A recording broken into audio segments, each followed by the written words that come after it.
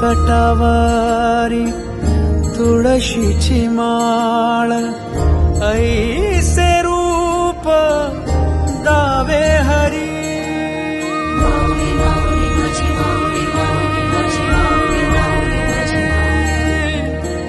ठेविले चरण दोन्ही विटेवरी, ऐसे रूप दावी माझा हरी.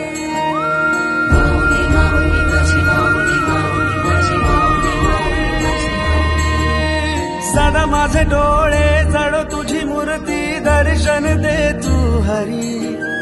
मिटून हे डोळे दिसतो